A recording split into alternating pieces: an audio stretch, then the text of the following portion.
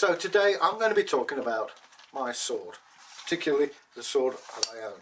How did I come by it? Well, I was in a well-known reenactment, regular Anglo-Saxons, there you go, and you progress up the rank scale, and eventually I became what's called an Othel's Bondi. That's an aristocrat, first generation. But for that you needed a sword, and I had a sword before which snapped, and you can't very well go into battle with an empty scabbard. So I remember going to Tyke here. He used to buy and sell things occasionally, and on this occasion, I'll just put that down there, we had this baby, and it belonged to a former member of our group, and I got this for a very reasonable price of £35. Mind you, that is what, 20 odd years ago. And it's made of EN45 steel for safety reasons. Today, if you're fighting, you need steel that if it does break, breaks, not shatters. And it is based on an English design. It's got the bishop's hat on it there, look, leather grip, cross guards, and that's basically it. Now, there's a lot of myths about swords, and to be honest with you, some people give their swords a name. I haven't, because this is a sword, it's more of a club. Let's be honest, when you're fighting, you're battering each other's shields, and then you might have a cut, but as you can see, it's blunt, and the tip is rounded. It's as safe as as safe as you kind of get, but it's about £2 in weight, and very effective. And of course, the more you use it, the better it gets. This is a pretty basic sword. In Viking times, this would be like owning a top of the range Ferrari, and you had to be of a certain social class to own it. So if a slave picks this up on the battlefield, it's taken off him very quickly.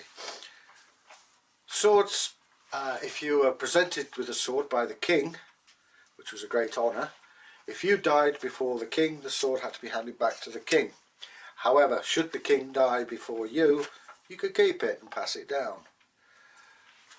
The traditional Viking swords varied in quality quite a lot. There is an account where two Vikings are using the swords, have to stop and stand on the swords to straighten them. But there is, of course, pattern welding. And what you do to start off with, there are magical rites if you want. You feed chickens with iron filings, but the main thing is you stick sticks into soft ground. You then get bog iron, you melt it, it becomes iron, you pour it into the said holes, so you're getting rods.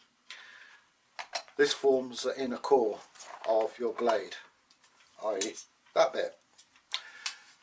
You twist them together, say usually use a magical number like 9 is 1. So you twist one set of 3 rods to the right, the next one set of 3 rods you twist to the left, and you build up a big, it's like a cable, then you hammer it flat to get the sword shape.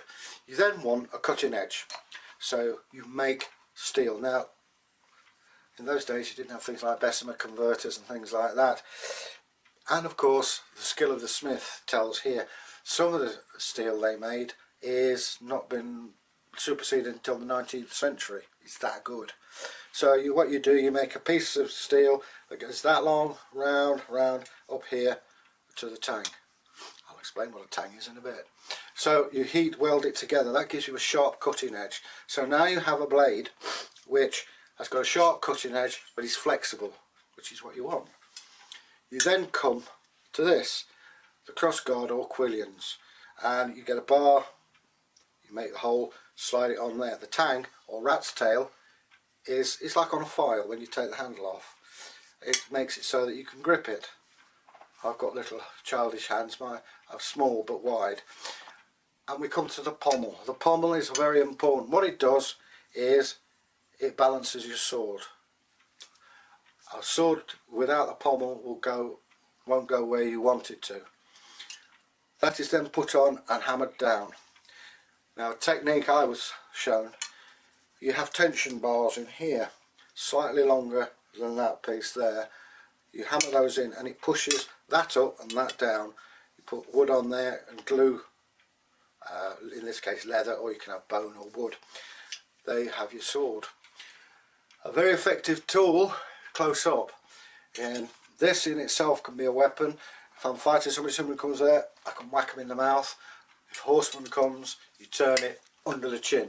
Boom, they've got a shattered jaw. Either way, it gets rid of them. Now that looks like there's another face of it, that's it. However, excuse me a second, the scabbard.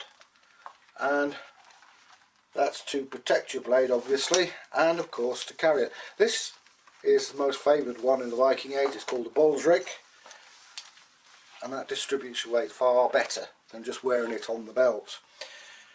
As you can see, a strap end and buckle. It's a bit of bling.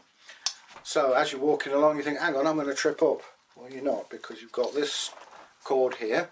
Has two functions. I slip it under my belt here, tie it off, and then slip it round here. Stops me drawing the sword in anger, and it was called a peace tie. In fact, in certain parts in Wessex, you had to have a peace tie. It was the law. So that's my sword. Made the scabbard, but for the one way they made scabbards was, if you can imagine, I'll just take this out. I'm doing my peace tie. The one time I don't need it, it's working. You get sheepskin. Fleece inwards, you make it's like a sheath. You then glue both sides of the sheepskin. Thin laths of wood are placed on it. You then put a coating of leather on it, let it shrink. Now on here we have what's called the shape. It's on the throat of the scabbard at the top and on the bottom. That stops the point wearing through and you're getting a rusty tip. So basically then, it's a very thumbnail sketch of my sword. And as I say, if you want to know more about swords, please let us know. Bragi has quite a collection of swords. I've only got the one, he's got several dozen. So has Taiki, I believe. So until we meet again, I hope you've enjoyed it. Hello, Bragi's here. Hi, Bragi. Hello, that was a very good video. Just before we end, you move that way and play on camera. What's the difference between a scabbard and a sheath? I'm assuming the scabbard is solid, whereas the sheath is flexible. Yes, you've got a sheath, not a scabbard. Oh right. So a scabbard has always got a solid wood. Yeah. Leather around it. A sheath is just leather. See, you learn something new every day. Something I also learned the other day is that you're not wearing a hat, you're wearing a cap. Oh well, now you're talking. Who knows? Perhaps I'm not wearing trousers. Maybe. Who knows? I think you are. I think you can just talk to the camera and post. There you go. There you go. I was only joking. A bit of levity though. Egil always wears trousers on camera. Well. Yeah. Okay, so don't forget to press the subscription bell and leave us a comment and we'll get back to you. Okay? Bye.